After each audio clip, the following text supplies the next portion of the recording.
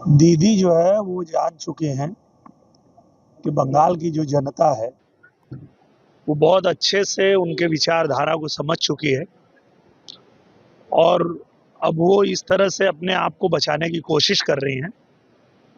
पर देखिए, सबसे बड़ी ताकत जो है वो जनता की ताकत है और जनता जब चाहेगी, जिसको चाहेगी उसको पलट सकती है।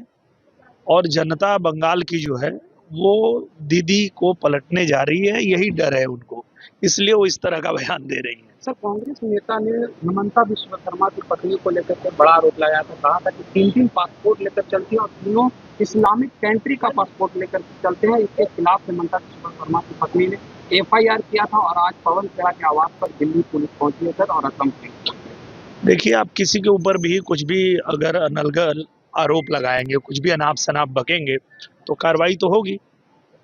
तो बोलने से पहले उनको सोचना चाहिए था, फैक्ट चेक करना चाहिए था। बिना कुछ फैक्ट चेक किए वो अलग अलग सरनेम है और ऐसे ही किसी पे इतना बड़ा आरोप लगा देना, तो कार्रवाई तो होगी।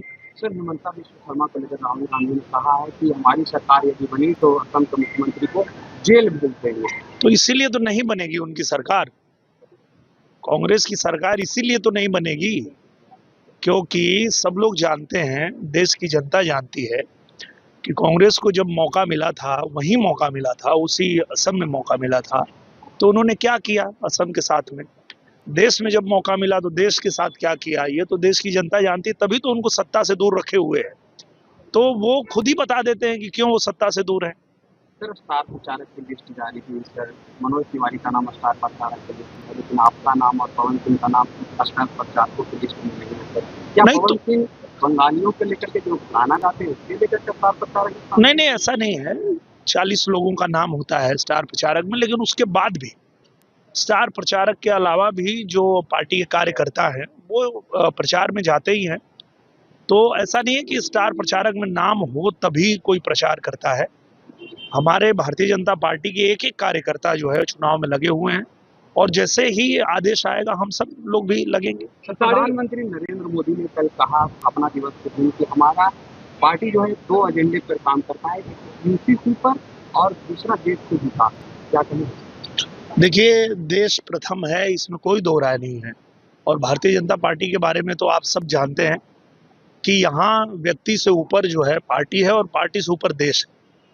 देश सेवा का भाव जिनके मन में है वो लोग निस्वार्थ भाव से पार्टी की सेवा कर रहे हैं, देश की सेवा कर रहे हैं। तो ये तो सही ही कहा है उन्होंने। क्या खेसारी लाल यादव को ऑफर कर रहे हैं बीजेपी में शामिल होने के लिए? अब तो वो डिपेंड करता है पार्टी के ऊपर, वो हम लोगों का काम थोड़े है।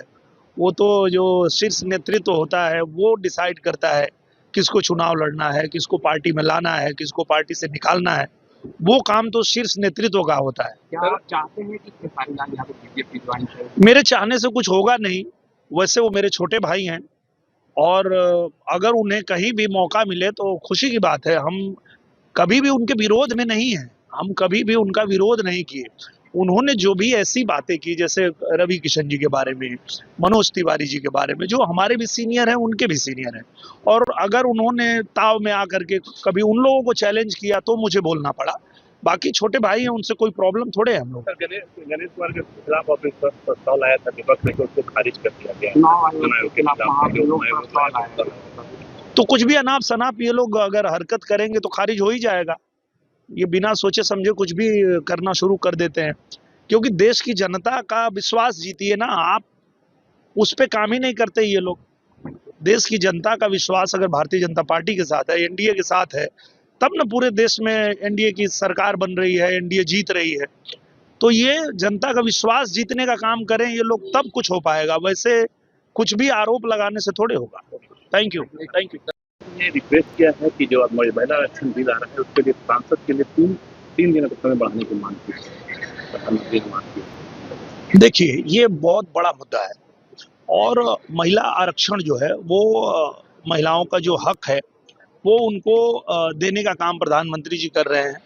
प्रधानमंत्री जी अगर ये बिल लेके आए हैं तो निश्चित रूप से हमारे देश की जो आधी आबादी है, 50% जो आबादी है, उनको एक न्याय मिलने वाला है, उनका अधिकार मिलने वाला है।